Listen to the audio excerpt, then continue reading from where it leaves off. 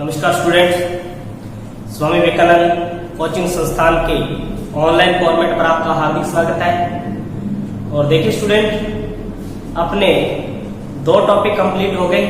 पहला टॉपिक अपने किया था सेल और दूसरा टॉपिक जो अपने किया था उत्तर।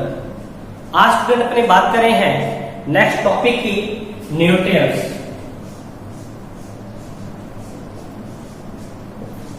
न्यूट्रिएंट्स यानी कि पोषक तत्व।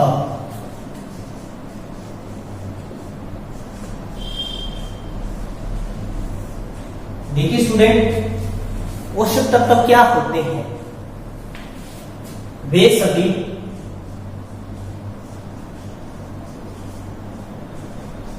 भोजन पदार्थ जिनकी कमी से हमारे शरीर में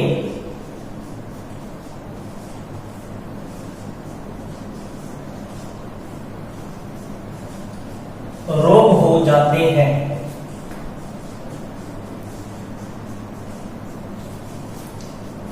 उन्हें हम पोषक तत्व कहते हैं।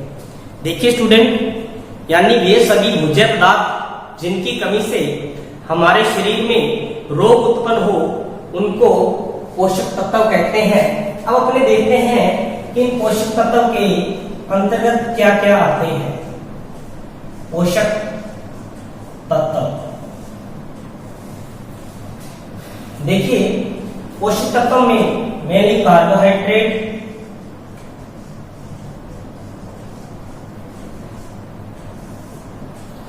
वसा, विटामिन,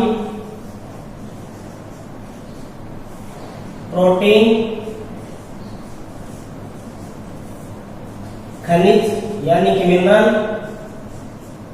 और वाटर यानी कि पानी। देखिए स्टूडेंट, जो हमारे मुख्य पोषक तत्व है कार्बोहाइड्रेट, वसा, विटामिन, प्रोटीन, खनिज और पानी। अब अपने बात करते हैं कि इनकी आवश्यकता के आधार पर कि हमारे शरीर को इसकी कितनी कितनी आवश्यकता होती है, इसके आधार पर हम इन पोषक तत्वों को दो भागों में बांटते हैं। और स्टूडेंट, वो दो भाग कौन कौन से हैं? देखिए, पोषक तत्व दो प्रकार के होते हैं हमारे शरीर की आवश्यकता के आधार पर। एक होते हैं मैक्रो न्यूट्रिएंट्स और एक होते हैं माइक्रो न्यूट्रिएंट्स। मैक्रो यानी अति पोषक तत्व, माइक्रो यानी अलग पोषक तत्व, या हम इन्हें ये कह सकते हैं कि ये मुख्य पोषक तत्व है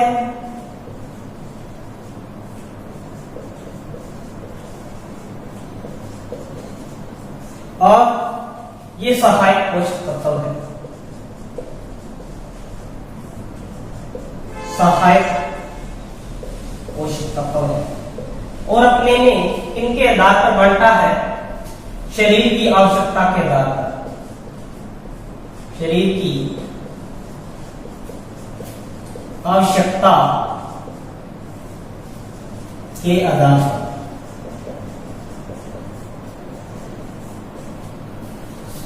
देखिए स्टूडेंट, शरीर की आवश्यकता के आधार पर दो प्रकार के होते हैं, मैक्रोन्यूट्रिएंट्स और माइक्रोन्यूट्रिएंट्स।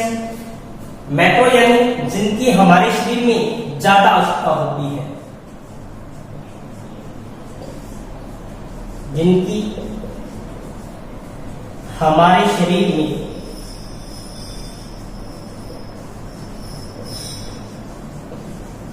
अधिक आवश्यकता होती है। उन्हें हम मैक्रोन्यूट्रिएंट्स कहते हैं। और जिनकी हमारे शरीर में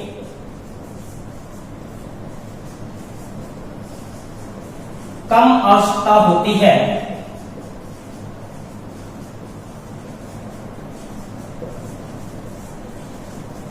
उन्हें हम माइक्रो न्यूट्रिएंट्स कहते हैं। देखिए स्टूडेंट, मैक्रो यानी जिनकी हमारे शरीर में ज्यादा आवश्यकता होती है, वो हमारा शरीर यानी हम ग्राम्स के अंदर यूज करते हैं उन्हें। और जिनकी माइक्रो न्यूट्रिएंट्स की जरूरत होती है, उनको हम मिलीग्राम के अंदर यूज करते हैं, यानी बहुत कम यूज करते हैं। अब अपने देखते हैं कि माइक्रो के अंदर कौन कौन से आते हैं और मैक्रो के अंदर कौन कौन से आते हैं।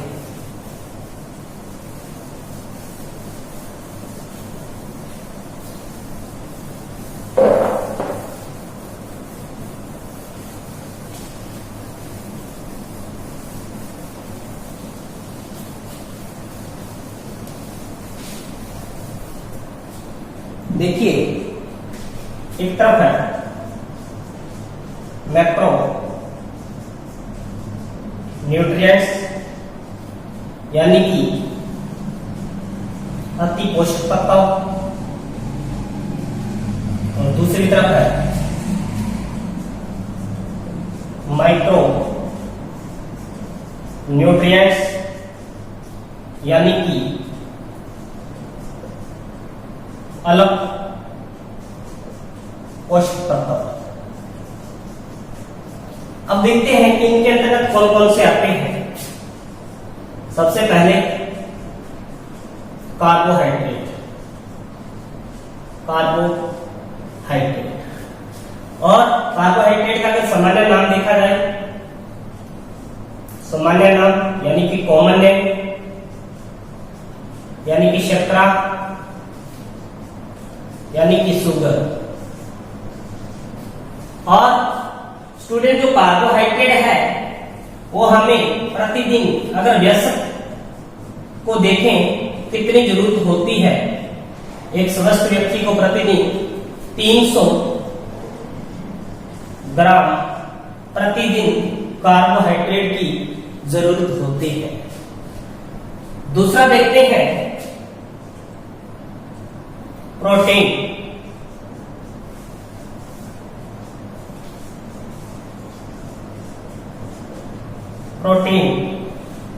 तो प्रोटीन की आवश्यकता है वो हमारे वजन के अकॉर्डिंग अलग अलग आवश्यकता होती है। जैसे बात करें कि एक चाइल्ड है, छोटा बच्चा है, उसको 2 ग्राम प्रति किलोग्राम यानी जो शरीर का वेट है प्रति किलोग्राम के हिसाब से 2 ग्राम प्रोटीन की आवश्यकता होती है। अगर बात करें टीन एजर्स की, यानी जिनकी एज 13 से 19 होती है, जिसे हम किशोरावस्था कहते हैं,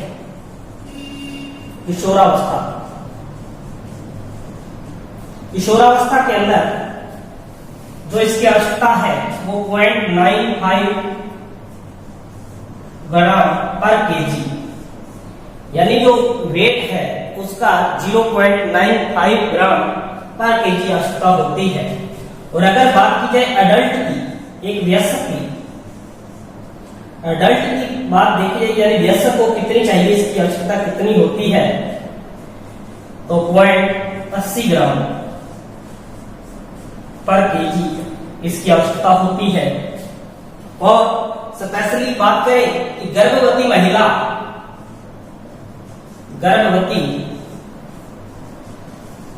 यानी जो प्रेग्नेंट लेडीज होती है उसको 55 से 70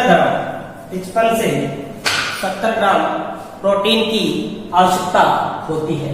देखिए स्टूडेंट, जो प्रोटीन सर्वाधिक पाया जाता है, सर्वाधिक मात्रा में जो प्रोटीन पाया जाता है, सर्वाधिक मात्रा में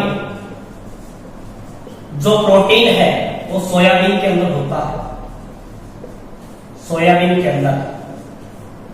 42 से 43% सोयाबीन के अंदर होता है। देखिए स्टूडेंट, जो अति पोषक तत्व है मैक्रो के अंदर कौन कौन से, पहला कार्बोहाइड्रेट है, दूसरा प्रोटीन है और तीसरा है फैट, वसा यानी फैट यानी कि लिपिड। देखिए स्टूडेंट, जो फैट या लिपिड यानी जो वसा है, इसकी हमारे शरीर को 80 ग्राम आवश्यकता होती है।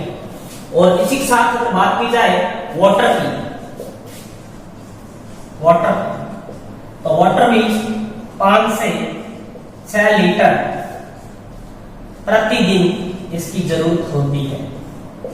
देखिए स्टूडेंट, हमने उन न्यूट्रिएंट्स की बात की है जो हमारे शरीर को ज्यादा महत्वपूर्ण यानी ज्यादा जरूरत होती है, जैसे कार्बोहाइड्रेट, प्रोटीन, वसा और वाटर है। इनकी हमारे शरीर को ज्यादा आवश्यकता होती है और इनका जो सेवन है हम ग्राम्स के अंदर करते हैं। लेकिन बात करें अलग पोषक तत्व, तो इनका जो सेवन है हम मिलीग्राम में करते हैं। जैसे कि एक तो विटामिन और दूसरा है मिनरल्स। विटामिन और मिनरल्स है, ये दोनों के दोनों अल्प पोषक तत्व है और इनकी हमारे शरीर को बहुत कम आवश्यकता होती है, केवल एक विटामिन को छोड़कर।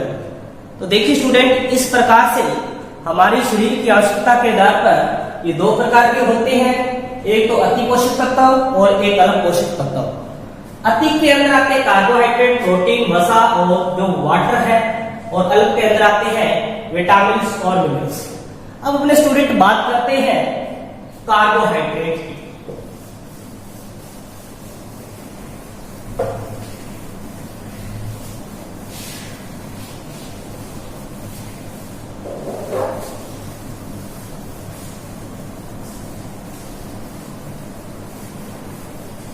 कार्बोहाइड्रेट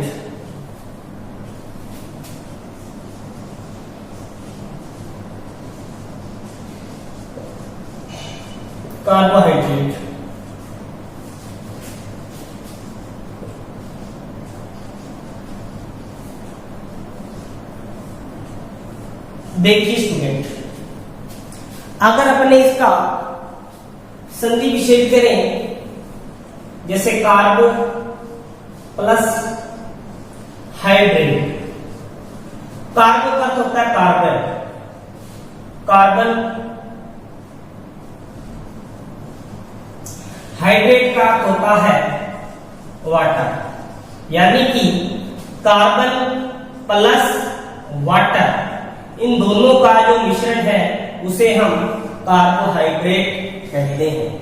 अब देखिए कि इसके अंदर कौन कौन से तत्व आते हैं। कार्बन, हाइड्रोजन और ऑक्सीजन। कार्बन, हाइड्रोजन और ऑक्सीजन, इसमें 3 तत्व मौजूद है। 3 तत्व आते हैं। एक तो है स्टूडेंट कार्बन, दूसरा है हाइड्रोजन और तीसरा इसके अंदर आती है ऑक्सीजन। अगर अपने बात करें कि किस अनुपात के अंदर पाए जाते हैं, तो कार्बन 1, 2 और 1, यानी इसके सामान्य सूत्र देखें, जो इसका सामान्य फॉर्मूला होता है, सामान्य सूत्र, जिसका सामान्य सूत्र होता है स्टूडेंट CnH2nOn। अगर अपने n की वैल्यू 1 रखें, तो हमारे पास आ जाएगा C1H2 और O का मान, तो यानी C1H2 और O1, यानी 1, 2 और 1, इसका जो रेशियो आएगा 1:2:1 के रूप में हमारे पास इनका अनुपात आएगा। यानी किस अनुपात के अंदर पाए जाते हैं? 1:2:1 में पाया जाता है। देखिए स्टूडेंट, कार्बोहाइड्रेट, कार्बोहाइड्रेट यानी सामान्य नाम क्या है इसका? सामान्य नाम, सामान्य जिसका नाम है वह है इसका शुगर यानी कि शर्करा। अब अपने देखते हैं कि जो कार्बोहाइड्रेट है इसको आगे 3 भागों में डिवाइड किया गया है और वो 3 भाग कौन कौन से हैं और इनको किस आधार पर अलग अलग डिवाइड किया गया है।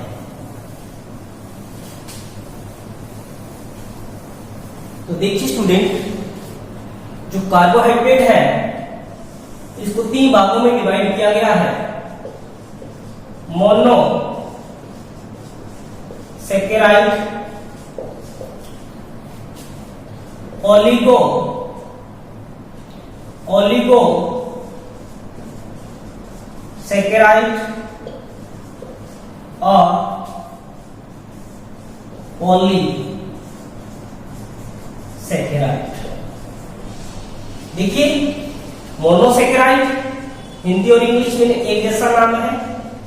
मोनो सेकेराइड, ओलिगो यानी ओलिगोसेकेराइड या इसको डाइसेकेराइड बोलते हैं। ओलिगो सेकेराइड या हम डाइसेकेराइड कहते हैं। और तीसरा है स्टूडेंट पॉलीसेकेराइड, पॉलीसेकेराइड। तो अब अपने देखते हैं कि मोनोसेकेराइड, मोनो का अर्थ होता है एक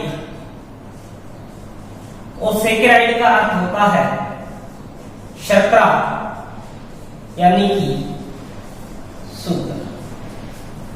अब अपने को यहीं से पता चल गया कि जिसके अंदर एक शुगर होती है यानी शुगर की मात्रा एक हो, उसे हम मोनोसेकेराइड कहते हैं, उसे हम मोनोसेकेराइड कहते हैं। और जिसके अंदर जो शर्करा है वो 2 से लेकर 10 पाई जाती है उसको ओलिगोसेकेराइड, और जिसमें बहुत अधिक यानी अधिक संख्या में शर्करा होती है उसे हम पॉलीसेकेराइड कहते हैं। तो स्टूडेंट, अब अपने बात करते हैं मोनोसेकेराइड की।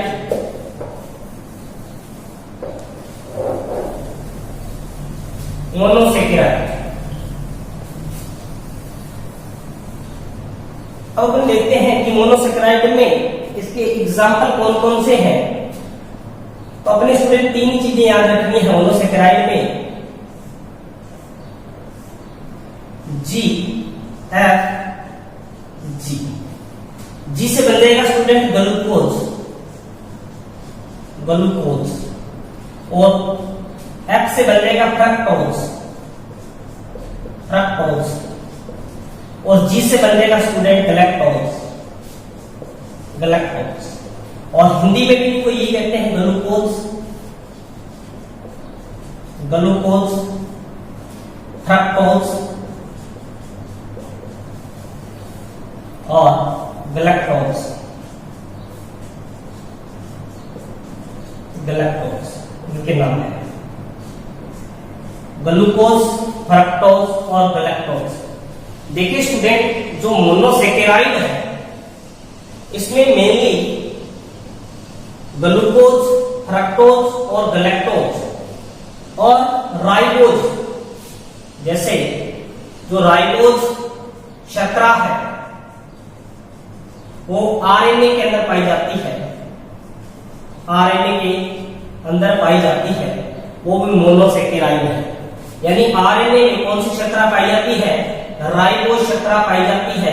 और इसकी सामान्य सूत्र की बात करें तो सामान्य सूत्र होता है C5H10O5, यानी इसे को कहते हैं पेंटोस, पेंटोस। यानी इसमें कार्बन की मात्रा 5 है, इसको बोलेंगे पेंट, और जो भी शर्करा होती है उसके पीछे लगता है ओस, तो इस केस का नाम बन जाएगा पेंटोस।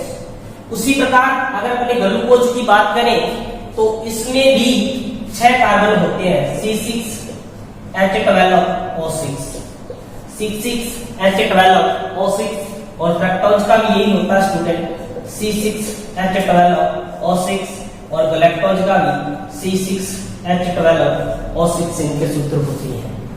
तो देखिए स्टूडेंट, इनके नाम हम अलग अलग पढ़ रहे हैं, लेकिन इनका सूत्र एक जैसा है, तो फिर इन सभी को एक जैसा नाम क्यों नहीं दिया गया? इसके पीछे रीजन था स्टूडेंट, क्योंकि इनमें जो क्रियात्मक समूह है, जो इनमें क्रियात्मक समूह है, यानी जो फंक्शनल ग्रुप है, जो फंक्शनल ग्रुप है वो अलग अलग पाए जाते हैं। ग्लूकोज के अंदर स्टूडेंट जो क्रियात्मक समूह है एल्डिहाइड पाया जाता है, एल्डिहाइड पाया जाता है, जबकि फ्रक्टोज में कीटोन फंक्शनल ग्रुप पाया जाता है, और गैलेक्टोज में भी एल्डिहाइड क्रियात्मक समूह पाया जाता है। पहली बात तो इनमें क्रियात्मक समूह के अकॉर्डिंग। दूसरा अगर देखें तो इनका स्वाद है, जो यानी कि गुण है इनके स्वाद के अनुसार, जो ग्लूकोज है ये स्वाद में हल्के मीठे होते हैं, जैसे कि ग्लूकागॉन-डी होता है, वो हल्का मीठा होता है, जबकि फ्रक्टोज है ये सर्वाधिक मीठी शर्करा है, सर्वाधिक मीठी शर्करा है, वो भी कैसी? प्राकृतिक रूप से जो सर्वाधिक मीठी शर्करा है वो कौन सी है student? Fructose. Most important question है ये, और बहुत बार एग्जाम के अंदर डायरेक्ट पूछा जाता है कि प्राकृतिक रूप से सर्वाधिक मीठी शर्करा कौन सी है, तो स्टूडेंट हमारा आंसर होगा फ्रक्टोज। और फ्रक्टोज, और वो भी किसमें होती है? तो स्टूडेंट वो भी शहद के अंदर, यानी हनी के अंदर, हनी के अंदर होती है, इसलिए इसे हनी शर्करा के नाम से भी जाना जाता है। हनी शर्करा, हनी शुगर के नाम से जाना जाता है, और इसको ग्रेप्स शुगर के नाम से भी जाना जाता है, ग्रेप्स शुगर के नाम से भी जाना जाता है। लास्ट अपने पास में है गैलेक्टोज, और इसमें भी क्रियात्मक समूह है वो एल्डिहाइड पाया जाता है। अब अपने बात करते हैं स्टूडेंट कि इनसे रिलेटेड जो हमारा मोस्ट इंपोर्टेंट क्वेश्चन पूछा जाता है वो इस प्रकार से पूछा जाता है कि एक दावक जिसको तुरंत ऊर्जा की जरूरत है, उसे हम खाने के लिए क्या देंगे? देखिए स्टूडेंट, दावत की छोड़ो, जब हम खुद भी कोचिंग सेंटर से जाते हैं तो सबसे पहले हम भोजन के रूप में, यानी कार्बोहाइड्रेट, और कार्बोहाइड्रेट में भी देखा जाए तो हम कार्बोहाइड्रेट में क्या होता है? ग्लूकोज होता है, जो हमें तुरंत ऊर्जा देता है और हमारे शरीर को ऊर्जा मिलती है और हम कोई ना कोई कार्य करते हैं। देखिए स्टूडेंट, आज हमने जो बात की है कार्बोहाइड्रेट में मोनोसेकेराइड के बारे में पढ़ा, इसको मेन जो एग्जांपल है ग्लूकोज, फ्रक्टोज और गैलेक्टोज, और इसके साथ साथ में जो आरएनए के अंदर की शर्करा पाई जाती है राइबोज शर्करा, वो भी मोनोसेकेराइड है। अब देखिए ग्लूकोज यानी इसका सामान्य सूत्र C6H12O6 होता है, और इसमें जो क्रियात्मक समूह है एल्डिहाइड पाया जाता है, और प्रॉपर्टी की दृष्टि देके स्वाद में हल्के मीठे होते हैं, जैसे कि ग्लूकागॉन-डी होता है। और फ्रक्टोज है ये प्राकृतिक रूप से सर्वाधिक मीठे होते हैं, और फ्रक्टोज में जो क्रियात्मक समूह है वो कीटोन पाया जाता है, इस कारण से हनी शुगर या ग्रेप शुगर के नाम से भी जाना जाता है। और ग्लैक्टोज में जो क्रियात्मक समूह है वो एल्डिहाइड पाया जाता है। तो स्टूडेंट कल अपने जो बात करेंगे इसी से रिलेटेड डाइसैकेराइड या पॉलीसैकेराइड। तो मिलते हैं स्टूडेंट नेक्स्ट क्लास में। थैंक्स।